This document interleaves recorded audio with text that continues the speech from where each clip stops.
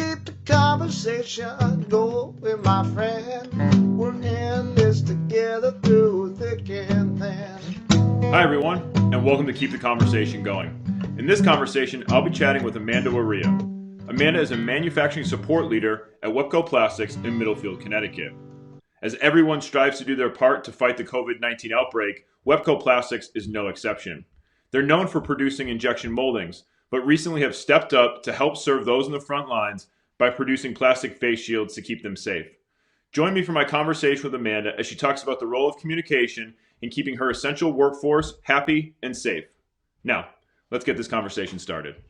Hi, Amanda. I'm so excited to have you on Keeping the Conversation Going. We have a lot to talk about, but before we get that part of the conversation started, I want you to take a moment to just let everyone know who's watching, who you are, what your story is, and what you've been up to lately.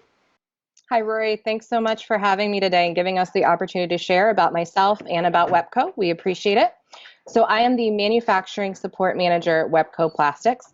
It is a very long title to say that I focus on supporting all of our efforts to make aluminum tooling and injection molded parts.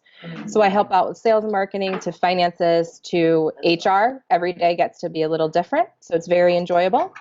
And I did not start in manufacturing. I have a music degree and transitioned from a music degree to hospitality management to Wepco Plastics. So every day is a new learning experience for me.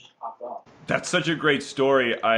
Manufacturing is such an exciting place to be, of course, right now. There is so much going on, and it actually sounds like all of your experiences from the past probably serve you well on a day-to-day basis. And while you might not be manufacturing music, you're actually manufacturing things that are a lot more important right now. You and I had a chance to talk earlier this week, and you were telling me a little bit about some of the things that you've been doing in response to the COVID outbreak. Can you tell us a little bit more about what Wepco's been up to in the last few weeks in their response and their efforts to try to do what they can to help solve this outbreak? Absolutely. So we received an email almost 3 weeks ago now when we were really kind of getting into everything going on with COVID-19, and the governor and different key personnel for the state of Connecticut were expressing the dire need that they had for personal protective equipment. So we really all put our heads together at Wepco and, how can we help fill this void? We are already medical manufacturers, but how can we do something specific to PPE? So we are now making face shields, and we are actually taken over the front office as our clean room. I have kicked everyone out. And then in the back, we are making different things from parts for ventilators. We make parts for hospital beds to we're also doing some more robust version of face shields in the back. You have given new life to this concept of we are all in this together. We know that our doctors, our nurses, that our healthcare workers have really been battling the virus firsthand. But we've been talking a lot about the role that the manufacturers are playing. So while we are trying to do our role to stay at home and to flatten the curve, the manufacturers have actually not had that opportunity. It sounds to me as if for you and maybe some of your colleagues, you've actually had to increase production, or in some ways, you've actually had to create a new line of production. Multi-part question here. Did you produce face shields before the outbreak? And what are you doing to try to increase your productivity so that we can get these parts out of Wepco and into the hands and the faces of those people who need them? So we did not produce face shields prior to this. We produced medical components, no finished units at Wepco. So we are essential to many medical manufacturers, but the face shield is one of only two things that we produce at Wepco that are now ours. One is our phone holder that I'm sure you've seen on social media, and the other one is now the face shield that we are working on. So we went from not creating something to 36 hours later, I think I placed our first purchase order with a vendor to have materials here to start. That's incredible that you were able to not only make that decision, but to be able to execute in such a short amount of time. I know that we've all been dealing with a sense of urgency. We've been dealing with, in some ways, feeling overwhelmed, not only thinking about what we can do to help, but then how do we carry on in our own personal lives. I find it really compelling. Right now, I can see behind you there are folks at work. You, of course, are at the Wepco plant in Middlefield there. You are considered an essential business. What's it been like to be part of the essential business community? And I ask this from my basement where I'm producing my content right now to somebody who's been getting up every day and going in. And not only that, but managing the teams of people that have been coming in to Wepco to try to produce these really important protective pieces of equipment. Can you talk a little bit about what it's like right now to be in manufacturing, but to also be an essential business partner? Absolutely. So it is challenging and a blessing all at the same time. We are very grateful that we're not laying people off. We are employing people. I've hired 6 new people this week, and I plan to hire 2 more over the weekend, if not 3. So that's an amazing blessing for us. We're all receiving paychecks. We have revenue coming in. Everyone isn't as lucky as us, but at the same point in time is, my child's at home. I have a 10-year-old that's at home doing school at home. And my husband is also an essential worker. So it's stressful on the home front and also at work and trying to keep everyone motivated and keep morale up. So it's something that we are grateful for, but we also see the challenge in it at the same point. I think I would like to express for everyone that we're grateful for you. We're grateful for all of the essential workers that are still showing up. You're doing a really important job, and that's protecting the doctors and the nurses. And we know that if we can keep them healthy, we certainly have a better shot of keeping everyone else healthy. We truly are all in this together. Speaking of being in this together, I've been a longtime follower of Wepco on social media, and one of the things that always stands out to me is that you're such a great community partner. Whether I'm on LinkedIn or Facebook, I always see you reaching out to your partners. I see such great interactivity, even sometimes with what might be considered your competitors. So just take a step back for a moment, and can you tell us a little bit about what it's been like to be part of the greater manufacturing community right now? You have been able to be fortunate to be able to kind of put this together and make this happen. What's this been like for your manufacturing partners, for your competitors? What's it like for the community right now, especially here in the state of Connecticut? It honestly really almost leaves you speechless. From the manufacturing calls that I'm on to our president and our CFO, the ones that they're on, everyone is drawing in together. We all are in different manufacturing sectors, or we are direct competitors. It can go either direction there, and we are actually doing this with our direct competitors. We have a competitor of ours, we're in the same marketplace, and they're going to be doing some assembly work for us. So it's key. We joined up together and we realized that we could make more of an impact doing it together than each of us going out and doing it separately. So, just to clarify, you have stayed really true to the Wepco way, and you have actually been sharing some of these opportunities with some of your competitors to make sure that we're able to service the frontline workers?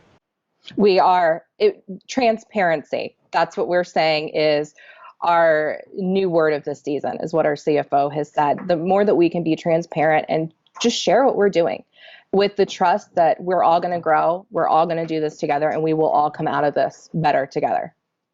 For the folks that I see working hard in the background, for the folks that are maintaining their roles on the shop floor, can you tell us a little bit about what it's like right now to be in manufacturing for those folks that are coming in? I know that one of your primary roles on a day-to-day basis is keeping an eye on your team, looking after them, making sure that morale is high. Can you talk a little bit about what it's like for those folks who are coming in, and as they're dealing with their own levels of uncertainty, has Wepco kind of taken on a different mantra or mission to try to make sure that they're able to keep everybody healthy and safe, both physically and emotionally right now? We certainly have. We've put a lot of effort into physically keeping them safe, making sure that we've selled everyone off. We've even gone as far as we have split our shifts up. So we are now transitioning from 10-hour days to 2 sets of 12-hour shifts. That way we have less people in the building. They come in with less contact. We're not cross-contaminating between the shifts. We're doing things like that, to lining out walkways all the way to, we had pizza up here for lunch today. It's the little things right now that we change, whether that's putting hand sanitizer out at every machine or buying our team $50 gift cards to local restaurants and asking them to support the other small business owners in their community. I did see that on your social media. I thought that was so cool. So for those of you who might have missed this, Wepco went out and they got gift cards for all of their employees. All the gift cards were for local businesses. So Wepco went out, they supported the local businesses, and they were also able to feed their Wepco family. It's just another example of, I think, the little things that I have seen Wepco doing over the last several years. They make a difference in their community, and now you're actually making a difference to help save lives. Have you had a chance to step back and think about what this work might mean when you look back on it? I mean, there have been a lot of long and hard days. You've made some decisions that likely are going to have greater impact, even hopefully when this COVID-19 outbreak goes away. Have you had a chance to think about the long-term implications of what's been happening right now and how it may change you as a person or how it may change the team going forward? No, I have not gotten a chance to step back. That's an honest answer. I think that the impact right now, honestly, is a little short-sighted because we are just so heavily involved in getting everything out and executing it because of the dire need. But we do have several families and different organizations we've donated prototypes to from the test run that we did this week before we launch into full production on Monday. So anywhere from nurses at Yale have received them to correctional officers that are out there where they're coming into close contact with people that have intentions possibly to harm them with what's going on. So it is nice to be able to see how what we're doing truly has an impact. Something so simple as a face shield that can save lives. Wow, that's really powerful. We're thinking so much, of course, about our healthcare workers, but there's a lot of other people that are putting themselves in harm's way to keep us safe as well. It's pretty cool that your products right now that are going to leave the shop today are going to go out and make a difference really throughout the entire community. Speaking of community, Wepco has one of the best social media follows out there, especially for those of you in the manufacturing industry.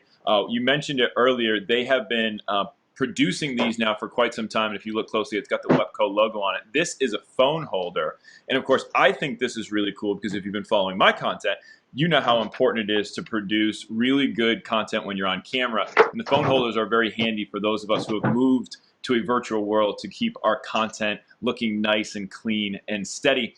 Can you talk to us a little bit about what it's been like to try to maintain some of your day-to-day operations? I know how important social media content is to Wepco. How have you been able to balance those elements with all of this new production that's been going on? Through a great team. And this is something that came up as a topic of conversation the other day is we've been investing in our team for the past 3 years. It's where we really did a pivotal turn in our culture. And I really believe had we not done that done that then, we'd be in a completely different place now. Now's not the time where you go and you ask your team for help if you haven't already been building those relationships and building those connections. So I am very, very lucky. I have our CFO who's at home supporting me while he's taking care of his family and he's working from home, as well as our creative content coordinator. She's working from home and supporting me on a day-to-day basis. And sometimes that support starts at 6 a.m. and sometimes it ends at 10 o'clock at night. It all just depends on what we have going on that day. And they are great follows. We should mention Charles Daniels, Sydney Hebert, both great follows on social media. So go and please check out their content.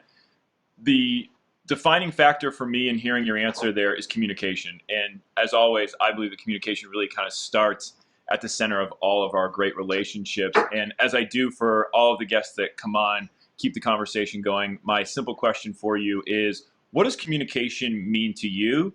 What has it meant to you in this process, or what has it meant to you throughout the course of your life and your career?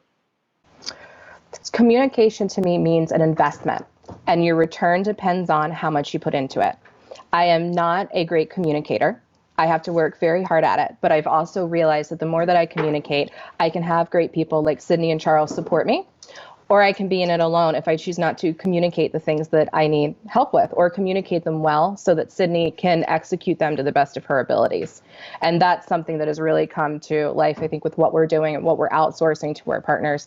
If we can't fully communicate the reasons, the why behind the what's, and how we're doing what we're doing, we won't all be able to grow together successfully.